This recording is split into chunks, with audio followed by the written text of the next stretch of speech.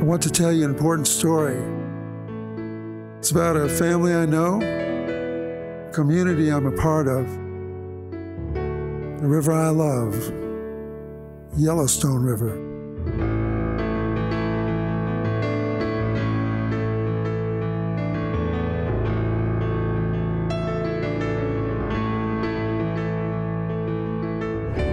Four generations of the Anderson family have walked, worked, and fished near the Yellowstone. Daniel Anderson is a part of that family. He grew up on that ranch. Daniel's a good guy, and he'll make an excellent guide for our story.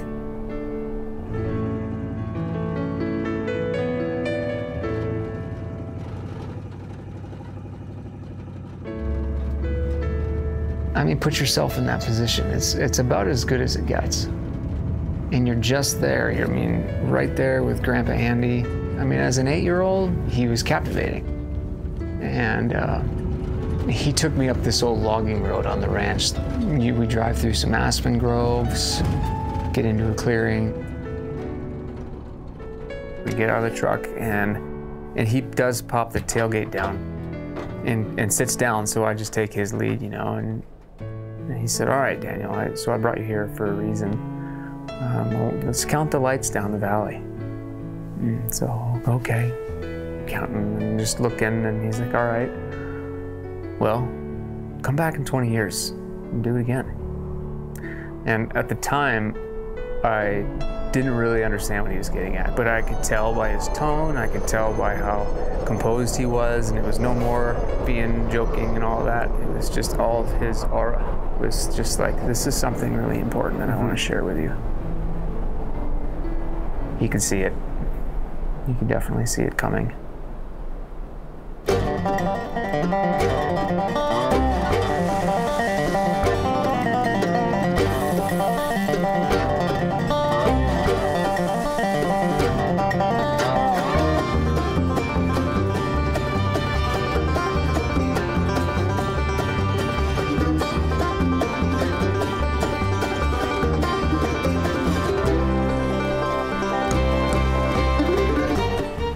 Rivers are collectives, the sum of seeps, springs, and creeks. They do one thing, move downhill. But the basic force of water following gravity gets pretty complicated. You know, fluid dynamics, riparian ecosystems, crowded weekend boat ramps.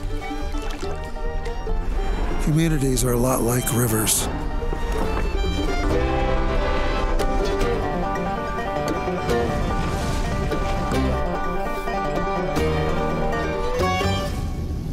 But of course, the bends, rapids, and eddies of communities, of families, aren't simple.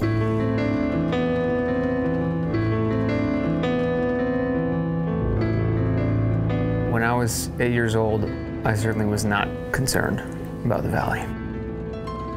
I do worry about it now.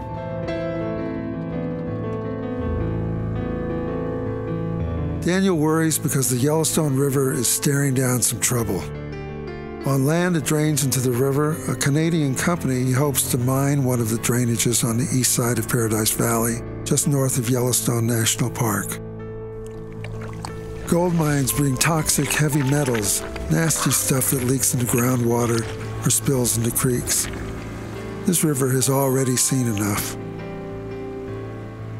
Last summer, the parasite killed tens of thousands of fish on the Stone. Low flows and high water temperatures made the parasite to bloom in unprecedented numbers. Dead whitefish floated everywhere, circling around eddies, pinned against gravel bars. It wasn't pretty.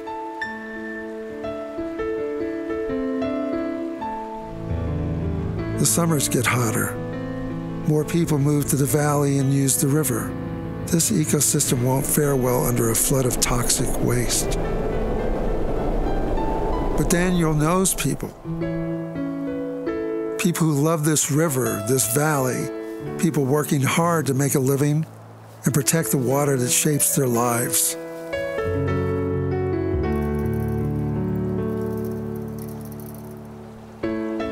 Tom Miner Creek is a special spot, and that's where I first started fishing. Tom Miner Creek gave me one of the first lessons in connectivity. It connects to the Yellowstone, but it actually starts somewhere too. And it flows through the landscape and it all gets connected eventually. And that's when it started. And Tom Miner Creek taught me that.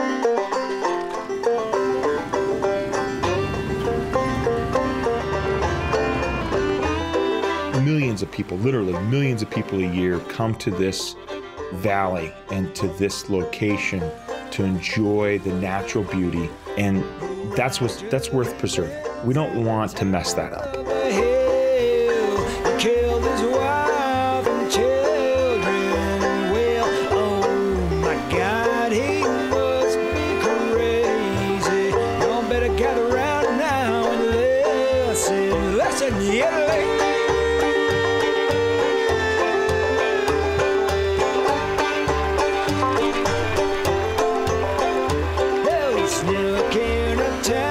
Fishing the Yellowstone River, when you think of Southwest Montana, classic fishing, the Yellowstone River is one of the top locations that comes to mind.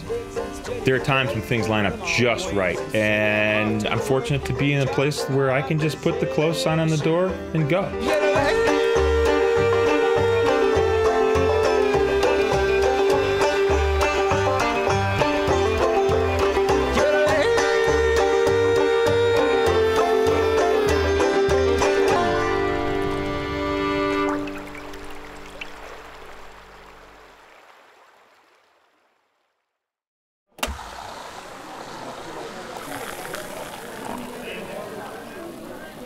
Yeah, look, I've dealt with the folks in Paradise Valley.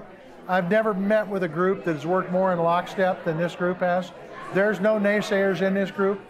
There's Democrats in this group. There's Republicans in this group. There's independents in this group. There's Trump supporters in this group. There's Bernie supporters in this group. And they all said no. And that's a beautiful thing. Because when you can get that kind of consensus, you know you're doing the right thing.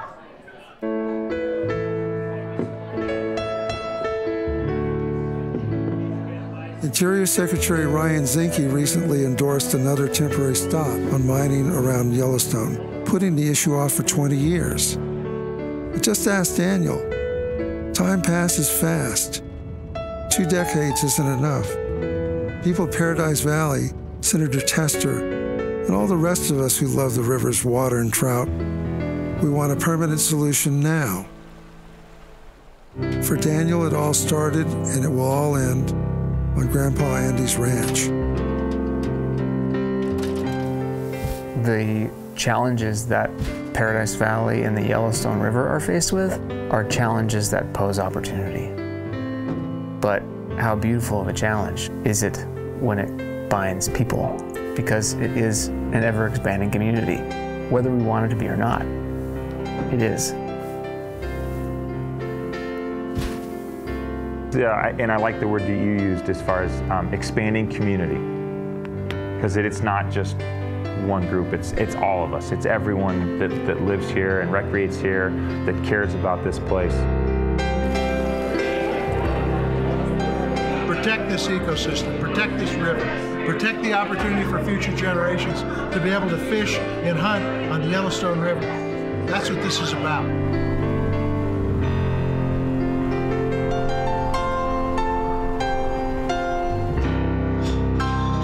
It needs to be permanent, because if it starts, then where does it stop? Yeah, 20 years is not enough.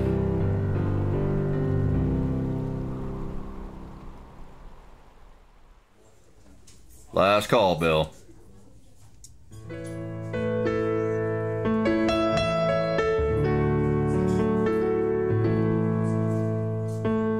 The Yellowstone River is one of the last of the great undammed rivers in the U.S. But this story still needs an ending. You heard the man, his last call.